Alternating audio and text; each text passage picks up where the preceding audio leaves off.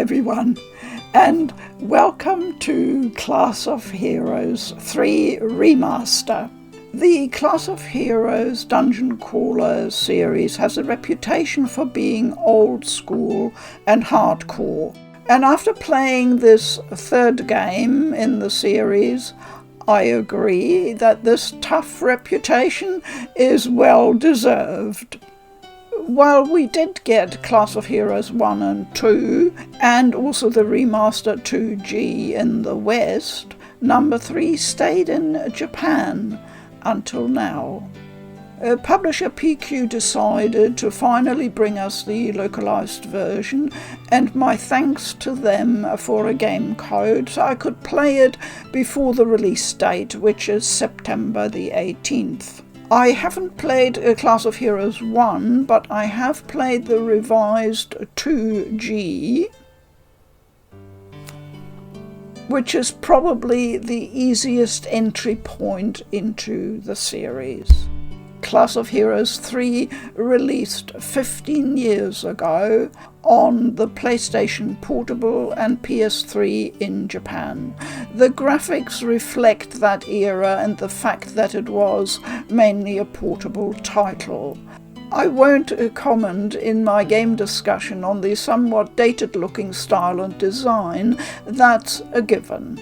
The graphics have been remastered cleanly and work well on a large screen, and no doubt will be good on handheld as well.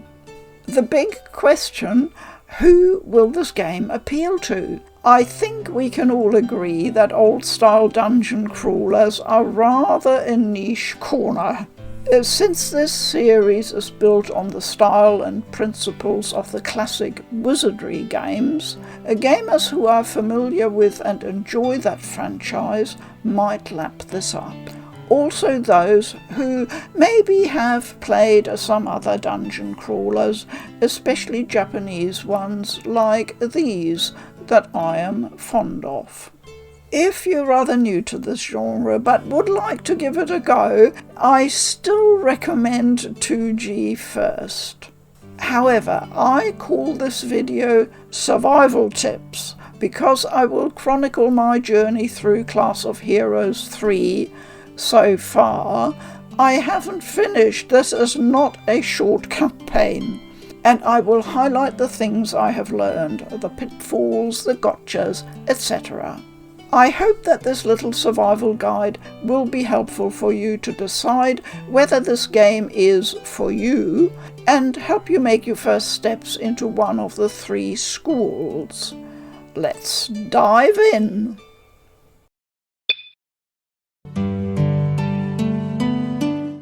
Let's join our new impressive-looking school.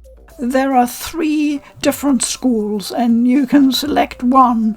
I assumed they were all of the same level and I picked Draken, of course, because it's dragons. But I later sort of figured out that Presiana might be slightly better suited for beginners. Not totally sure, but I think Takachiho is considered the most difficult and Draken is sort of the middle one. But in the end it's probably Hobson's choice.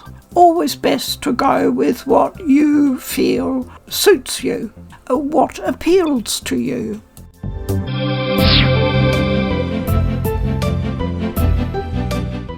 Some scenes are voice acted in Japanese, but there are many scenes which are unvoiced. And I'll mention a minor annoyance I have, and that is that panel that keeps popping up every time you click for progressing the text. You can't hide the window because then the text is gone, so in future I just mostly use auto to make it more pleasant. I think you notice it more on a big screen. On a handheld it might not be so annoying. I love Principal Gestalt, great name. He seems to be a sort of floating stone or marble bust. He goes into a headmasterish speech.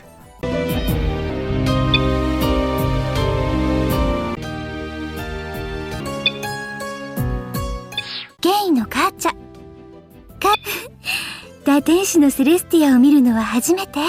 Katya is actually quite important, especially for the admin for your quest, so don't neglect catching up with her when you're at the academy. I did once and I regretted it, missing out on a basic instruction. You see, she's an important lady. Our first dungeon, a dark journey forest. You are thrown into the all-important enrollment process straight away without any further guidance, so I will spend some time on this. It may not look very glitzy, but it's absolutely crucial to set up functional team members and a well-balanced party. I set up my first character, me, like a complete ignoramus.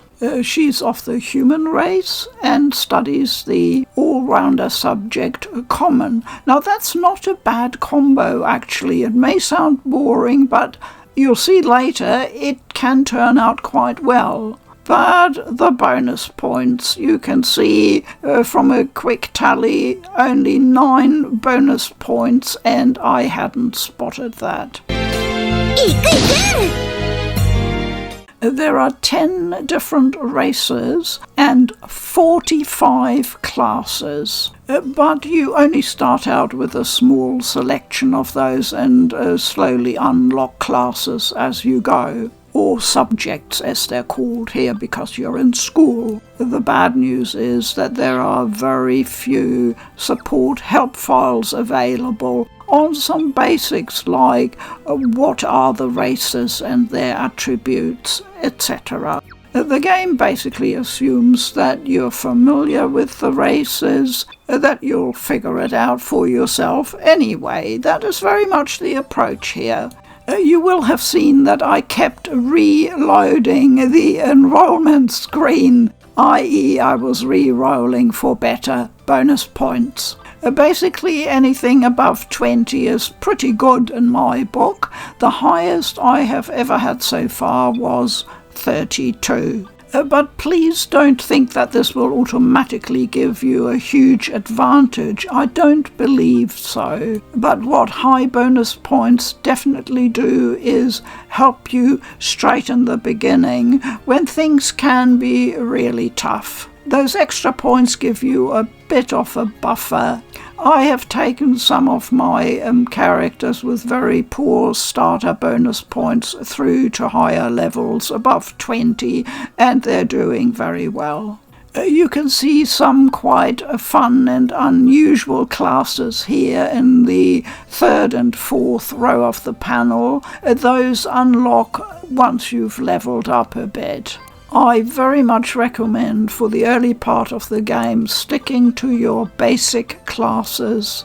Remembering that, for example, elves with high intelligence are suitable for the types of more magic jobs that require that. Your tank in the front row will obviously want high vitality and power.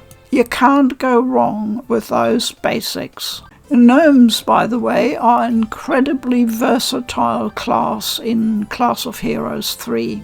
It's fun fiddling around with the different class and race combinations you can get, and I've actually become more and more addicted to this as the game went on. This allowed me to build up 5 different teams, all with different characters, exploring their abilities. However, this penchant of mine for experimentation meant that I have been rather slow progressing through the game. The percentage points against your class indicate your progress in your chosen course or class or subject, and this is of course instrumental in unlocking specific skills and spells for your character as you level up.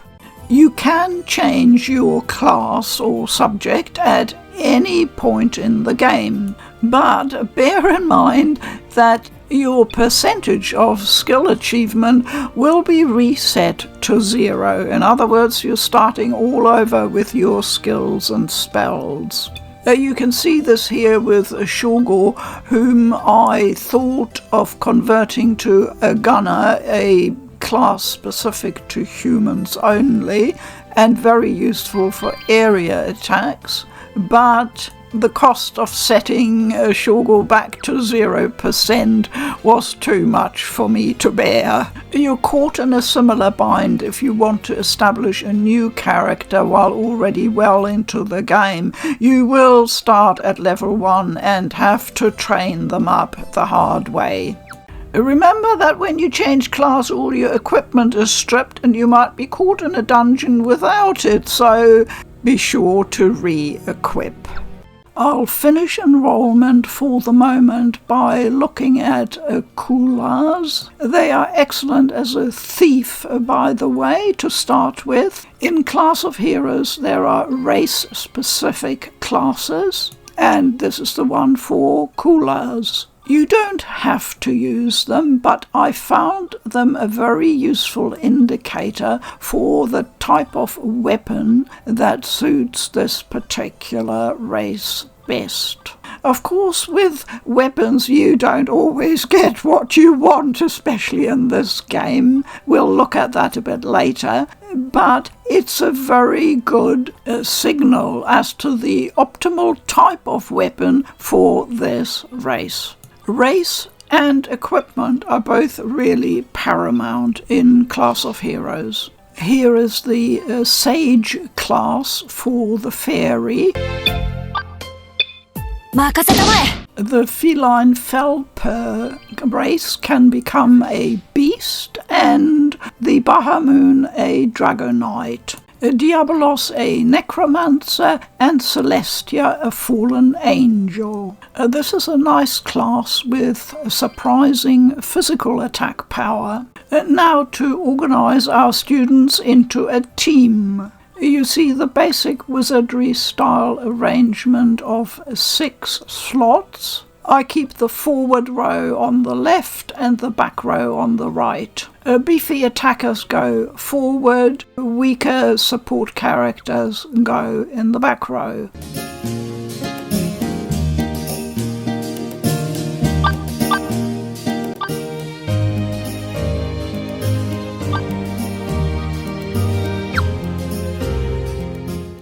This was a later team I started up where I experimented a bit more. You spend a lot of time here if you have more than one team, and it's important that the menu functions and controls work well, and they do.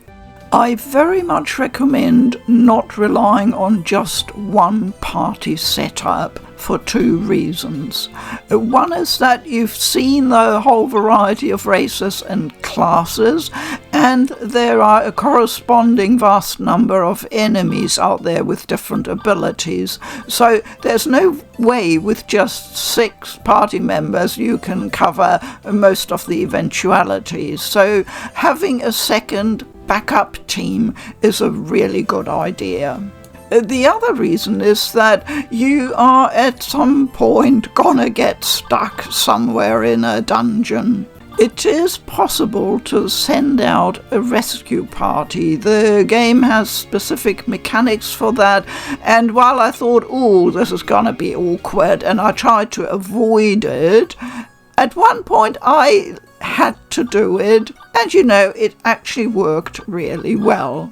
Especially early on, this can be an issue. You might have a dead party member you want sort of airlifted out, but you don't want to lose your spot in the dungeon. You probably don't have the right type of potion for reviving a party member. That one is extremely expensive. It's called Angel's Tears and only available at few times. So you need to get them back to the infirmary to be treated. I'm sorry I don't appear to have footage of the one time that I did this ally search, but it works well. Just remember that spot in the dungeon, go back to the academy or wherever your other team is stationed, get them into that dungeon, to that spot, do an ally search, and just make sure that there's one open spot in your team so you can sort of airlift the poor party member out. Also, a second party gives you the ability to experiment a bit more, see how certain classes develop. You might not be happy with one of them and need to raise a new one. You can do all that. And then, of course, if you have a very promising party member in the backup team, you might want to slot them into the number 1 team occasionally for their special attributes. But that's just my feeling on the matter. In the end, it's very much a question of your particular playstyle. The equipment. Our heroes to be come with default equipment, and being stuck with that can be hard. A dagger's only useful for the front row because it's only got a short range, which means your back row is left with not much for physical attacking, and considering that magic spells are incredibly weak in the beginning, well, you can already see why the early levels can be a bit trying. So good armour is also terribly important. You want to get good, or at least slightly better equipment as fast as possible. There are 2 ways of getting stuff, and I will explain both those. Before setting off on our first quest, we meet some more of the inhabitants, students and staff at the academy. And I simply have to introduce you to Kirschtorte, which is German and, by the way, means cherry gatto. やんごとなき身分の生まれゆえ、我が名は聞いたことがあろう。なんじゃその顔は。We are beholden to her good graces for accessing the notice board for tests and quests. 最初の試験、なんじゃクエスト名を見ればわかるじゃろ。さっさとドレスデンめのと。Now for instructions from Mr. Dresden. Listen well, because this is pretty much going to be the only tutorial you're getting. This game does not hold hands. If you've ever played an RPG, you will know most of this. It's basic stuff. However, I just want to comment on the run command. There is this pretense that this command actually works. Colour me grumpy, but it doesn't. Even if selected several times in a row, you will be obliterated. Please do not ever rely on it. I tested it, and after 25 failed attempts, this one, to my surprise, actually worked. Spells to escape a battle take a little while to get, so your safest bet is an item from the shop, which is fortunately not too expensive, but of course money is very tight in the beginning. I will show you the item when we go shopping.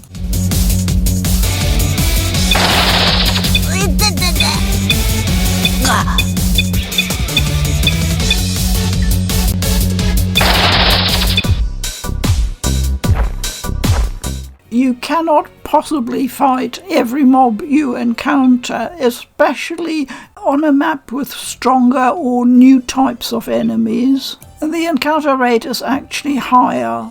Retraversing maps where you are now pretty strong against the enemies, the encounter rate drops right off and you can get across them much quicker. And this is Mr. Dresden in a nutshell.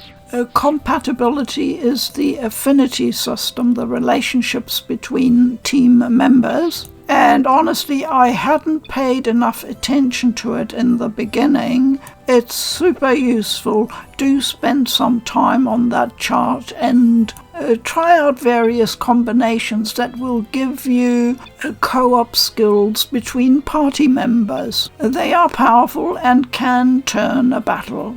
I didn't find Katja's explanation that insightful, so rather I'll show you how I figured how to work my compatibility charts. You need both the positive and the negative relationship to get a result. You do the red positive one first, are looking good. And be sure to check the message. So if it says grin or happy or cute, those usually work really well. And sad usually gives a good result for the negative emotion. It's a matter of studying the responses and then seeing what kind of result you get in terms of an activated skill. That's the little light bulb. So you can check in your status screen what particular co-op skill your characters have got from this, and experimenting with different compatibilities and what skills they trigger could be really crucial. If you can trigger more than one light bulb, then I think that's a particularly good result. Here I worked on an existing chart, trying to tweak it for even better results. You want to bear in mind certain compatibilities and antipathies between certain races. If you can get that little uwu icon on the blue line, I tend to think that is particularly good. And sure enough, 2 skill light bulbs. Here is another one, and look at that, 3 light bulbs. Now I check the status pages. There's a dual break blade, another one, a safeguard, a break blade is very common, and a dragon tiger, that's a nice one. It looks like everybody's got some type of co-op skill, and that's what you need. I'll show you 2 of these co-op skills, which I think are particularly cool. Both of them target the complete enemy front row. Otherwise, any of the skills tend to just focus on one enemy, which of course makes fights drawn out and difficult. You enter all the team's attacks, of course, until you get what I call a mini-game for that co-op skill. And here it is, Manly Spirit. The explosive power of friendship. It's time to unite. This is really, really neat. It means I now have a real chance against a whole group of this bubbloon enemy who had previously given me a lot of grief.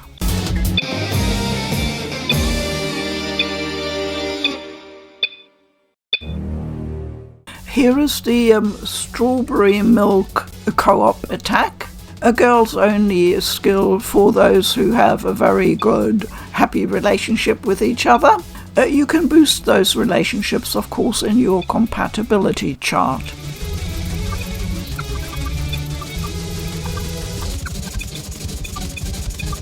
Here we go. Britta and Vanna target the front row. The command sequence was mercifully short.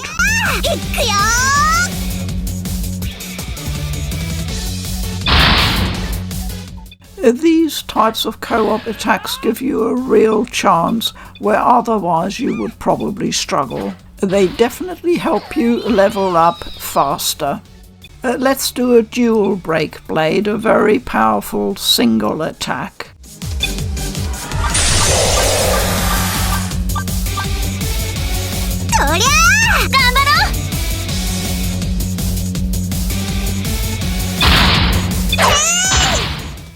But these Wraithens do not only defend very well, they also have quite vicious counter-attacks, as you can see, causing a lot of damage. Having that many of them makes it really, really tough. But if you can get through a battle like that, you'll probably get the benefit of leveling up.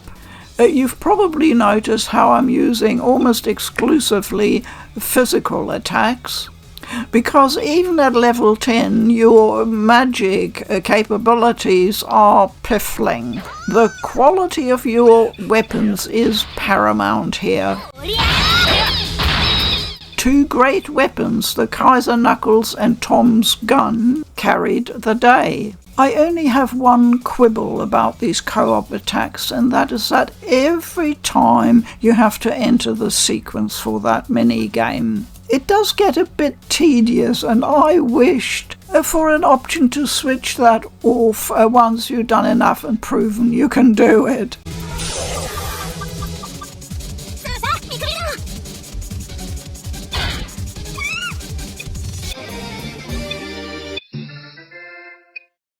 And this is the world map. As you start out, lots to discover.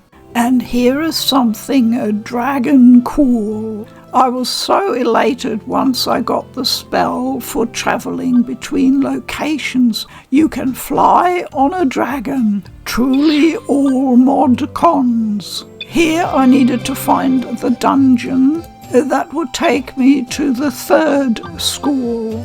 I had sent an advance party to explore this particular dungeon, so now all I had to do was use a so-called port ticket and select the dungeon map I needed, picking the exact spot I wanted. These features I could only dream of at the start of the game.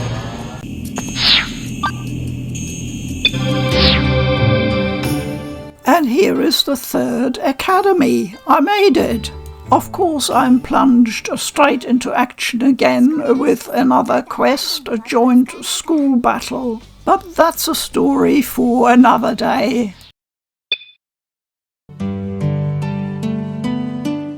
In this part of the video, I want to cover 2 major questions. One is the role of magic in this game, and that's a very complex question. And secondly, the 2 ways you can get good equipment.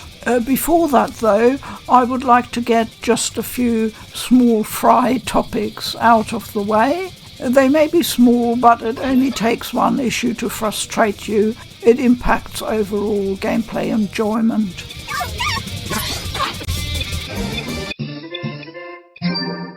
How do you get at and open a treasure chest? Seriously. RPGs expect you to stand in front of the chest and then either hit it or just open it.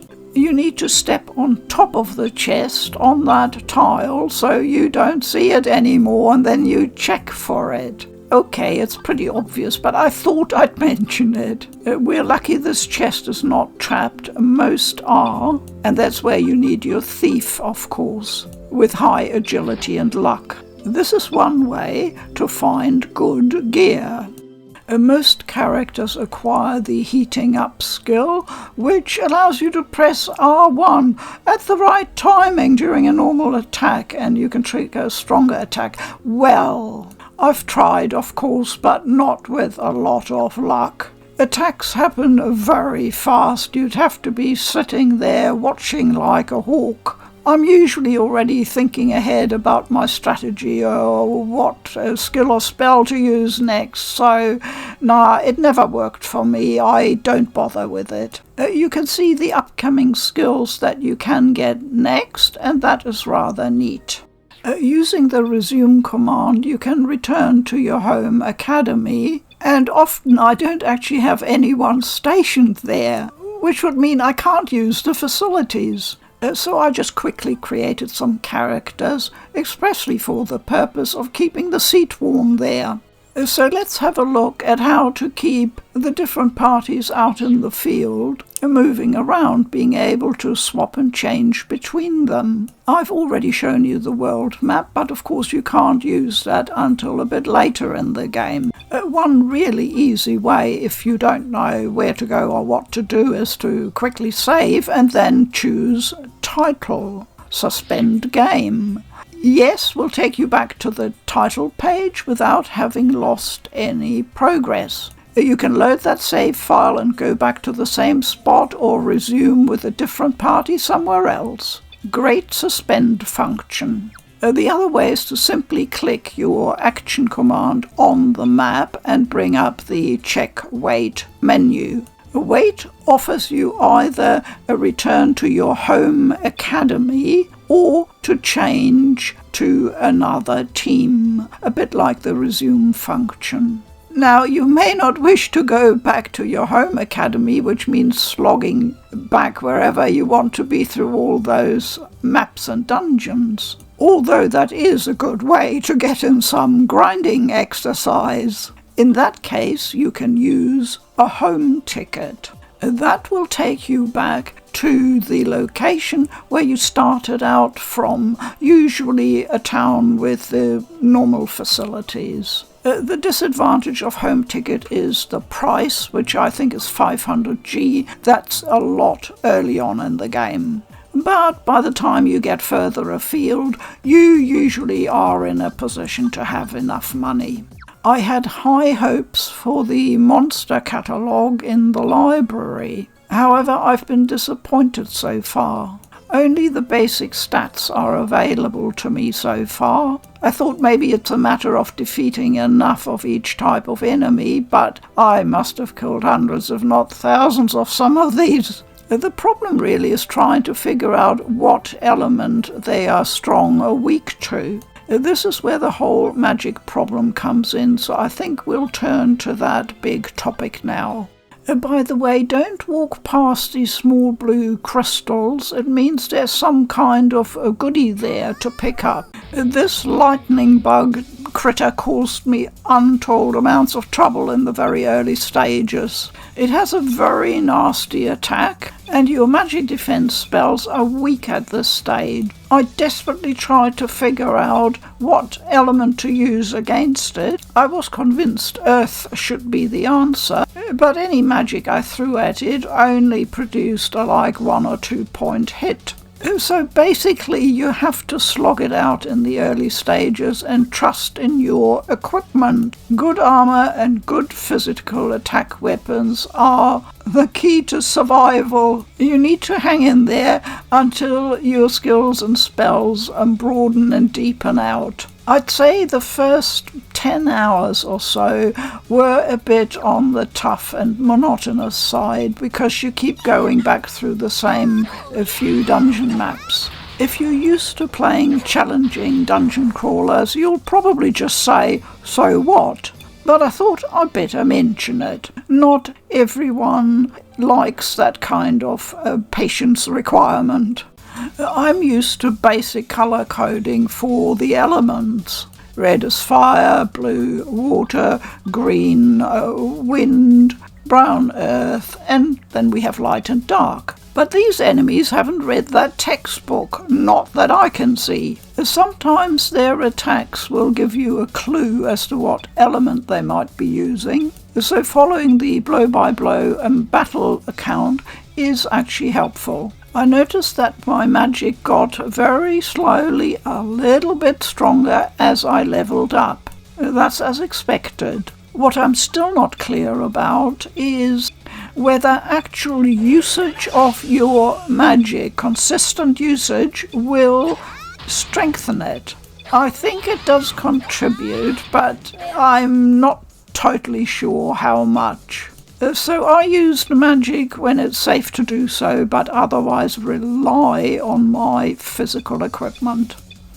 While I found it personally a bit disappointing not being able to use magic effectively right from the start, because I enjoy using magic. I think many people do.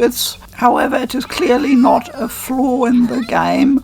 All Class of Hero games are designed like this. It is a design decision to leave magic development until much later in the game. My early disappointment has worn off as I steadily leveled up and acquired a lot of other skills, equipment, you name it. Everything broadens out, but very slowly. But wait for it, there is another issue I have with magic.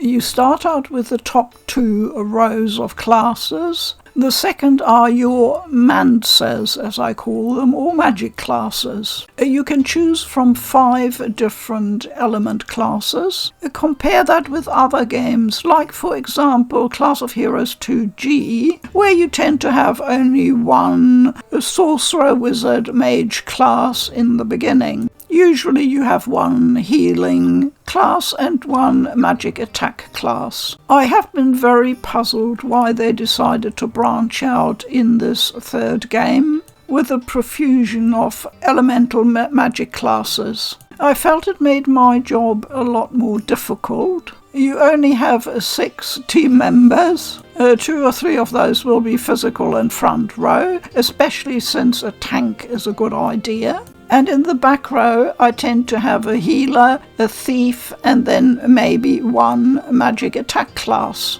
I think you can see the problem. There's actually little point in developing all these different mancers, certainly not early on, since magic has not a lot of effect. I am wondering whether there are too many classes. I suspect some people will love this plethora and others might be a bit overwhelmed by it. One important aspect of magic in Class of Heroes is that something called ancient magic becomes available later in the game. I think I'm close to reaching that, but I'm not quite there yet. Your subject completion needs to be pretty much at 100%, but the Umbramancer is the only magic class who qualifies for ancient magic already at 50%. You see here his skill Nightmare. Range all enemies. Now that is huge, and I expect this will develop into a very powerful spell over time. But it is of course very specific against light enemies,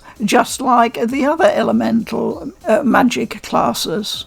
For that reason, I tend to favour classes that are more hybrid, offering a good mix of various spells.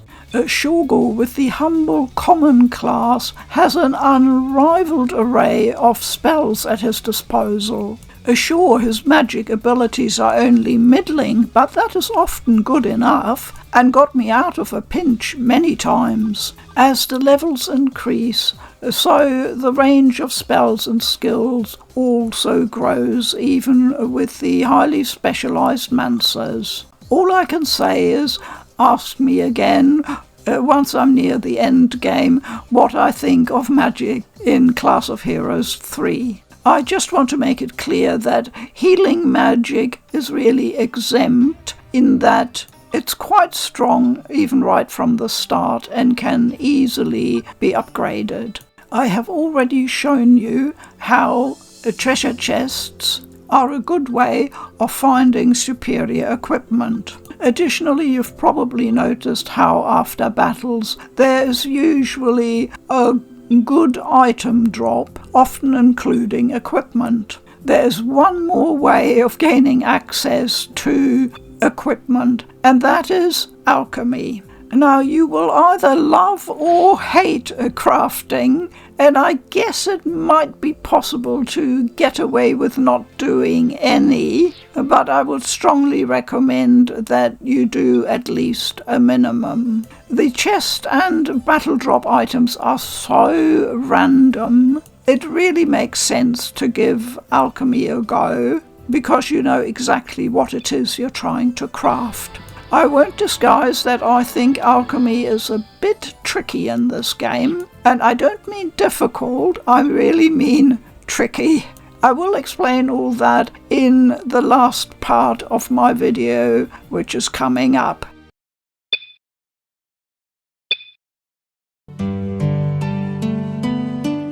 The tutorial shows us how to dismantle an item. This gives us not only its constituent parts, but crucially also the recipe.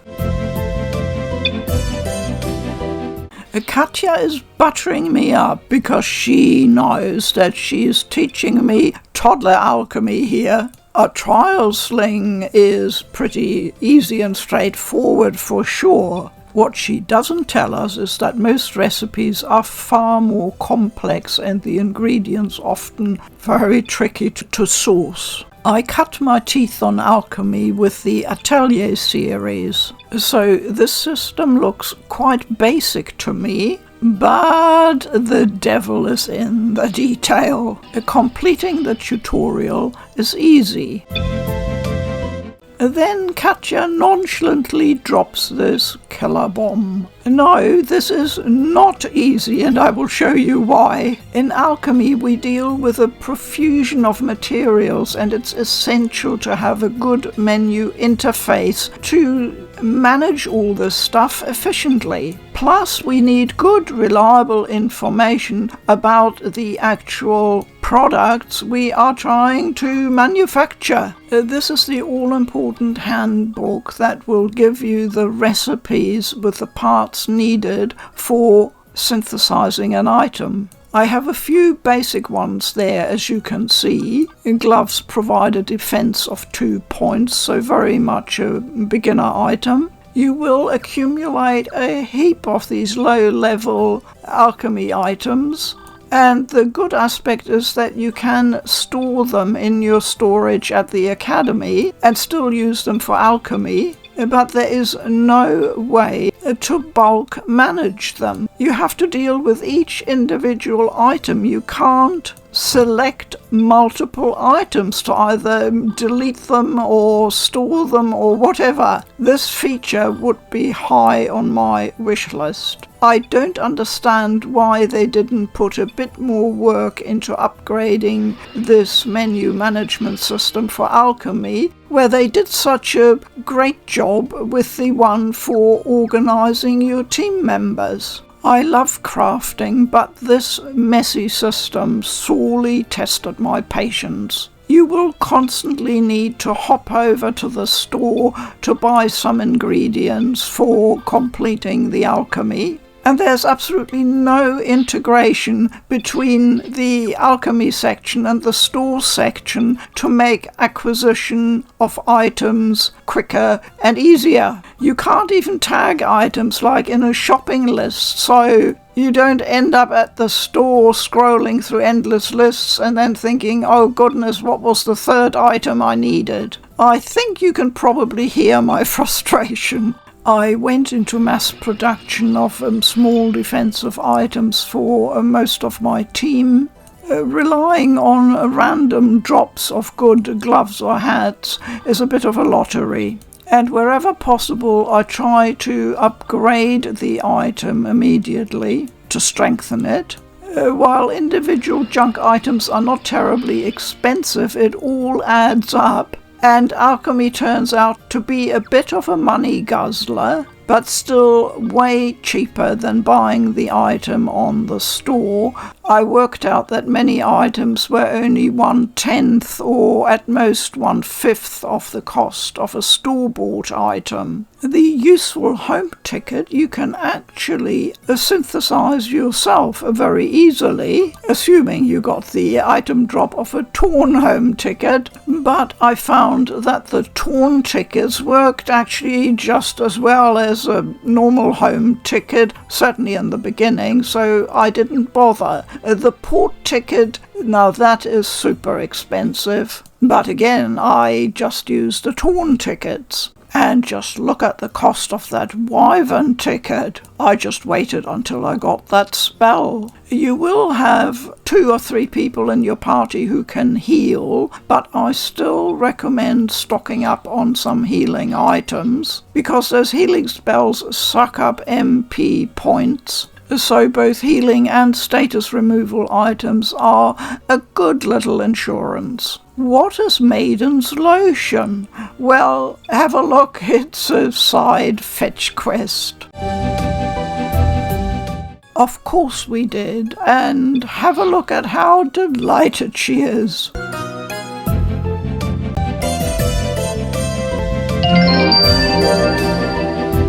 You can do this quest as many times as you like.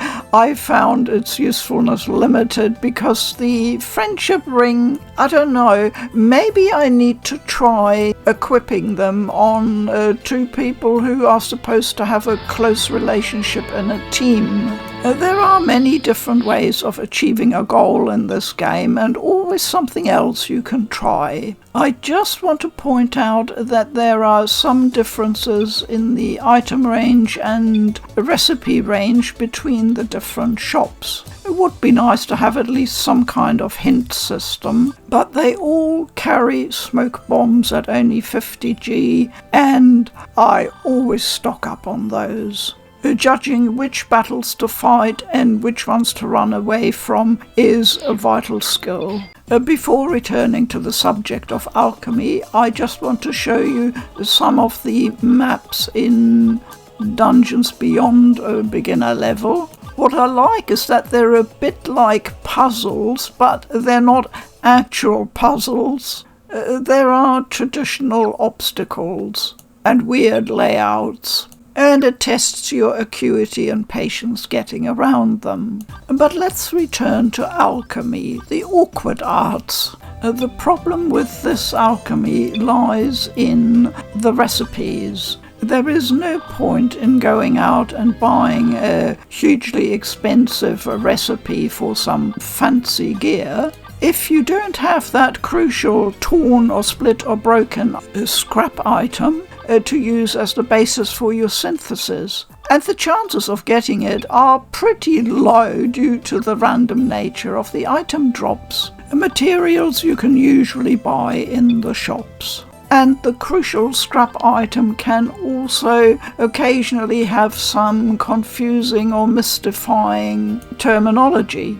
Don't get me wrong, I actually quite enjoy the hunt and the puzzling over which scrap item might be required for which piece of equipment, but it does get annoying when you buy maybe an expensive recipe and then find that it doesn't actually produce the specific item you thought it was. The trident was one of very few recipes I actually bought because I happened to have the scrap item, the split one. It's a powerful weapon and I never regretted spending all that money on the recipe.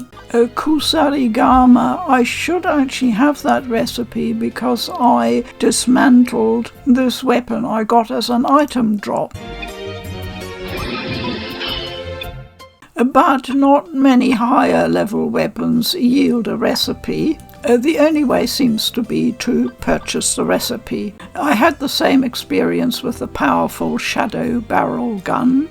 You can dismantle it, but you realize something isn't quite right when you can't immediately recombine the ingredients. I wonder whether I need to have an alchemist of a suitably high level to be able to deal with these weapons beyond the beginner stage. That's one of the many jobs I've got on my list. Finally, watch out for cursed items. This one becomes cursed when worn by women.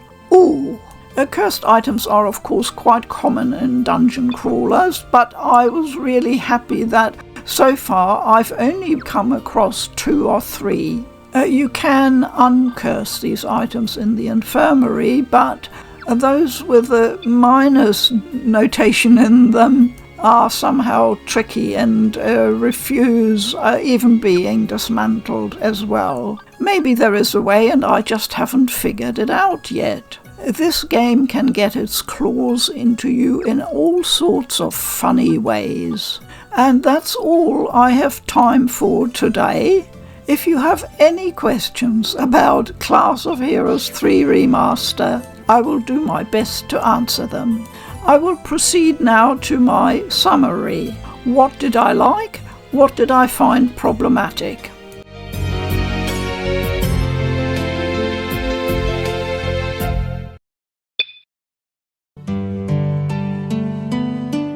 Dungeon crawlers are all about the gameplay. That is the major focus. So, is there a story? Yes, there is. It doesn't take center stage, no, but there are a few mysteries to uncover and a sort of overarching storyline. You obviously wouldn't expect character development like in a Persona game, but the characters are well defined, and with some allowance to the age of the game, there is the usual type of school humour attempted. There are definite highlights like Kirschtorte and her minions called Stollen, that's a German type of Christmas cake, and Kulatius, which I bet really means Speculatius or Speculaas in Dutch. You probably know those spicy Christmas cookies as well.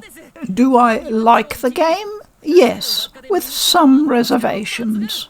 I reached a point probably around level 10 to 12 when I went into this water palace, which is quite a difficult dungeon and occurs fairly early on in the Draken Academy route. I wondered whether it was worth all the effort. I was stuck on a map, not being able to see the forest for the trees. I was close to flagging it away, honestly. But the game wouldn't let me go, and I just had to return. And suddenly, the next day, everything just fell into place, and I blazed ahead and haven't stopped since. Have you ever had an experience like that?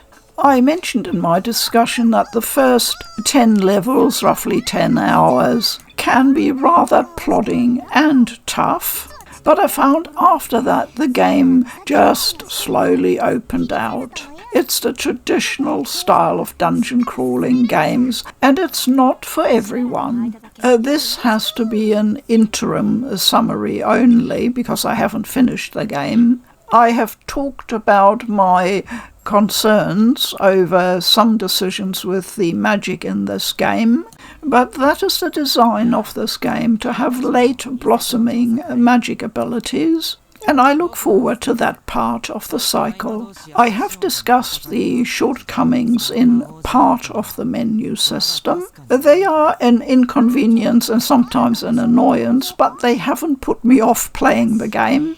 Overall, I think the designers have achieved quite a lot of quality of life improvements. The constant treasure chests and item drops mean that you are not, strictly speaking, required to use the alchemy system if you don't want to. And I have been really impressed with how many options there are for you at any point, not only to save, but to proceed to somewhere else and not be stranded. It is quite exhilarating to have several teams on the go, each one in a different location, a different dungeon, and it doesn't matter at what point you can hop in and out and resume your journey.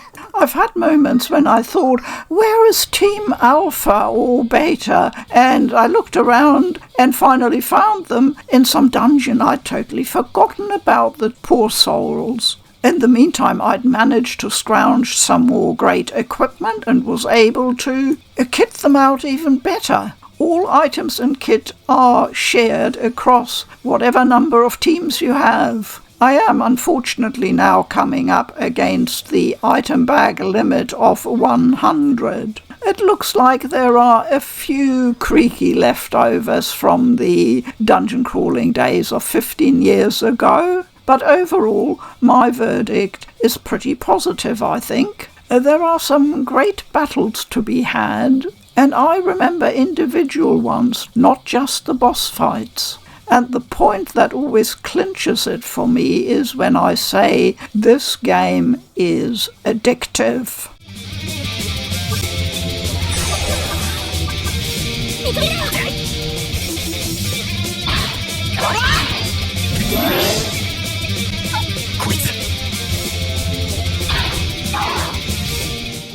Let me know if you are a dungeon crawling aficionado. I love talking dungeon crawlers. I appreciate your interest in Class of Heroes 3. Thank you for your time. Please keep well. I'm Food for Dogs. Goodbye then.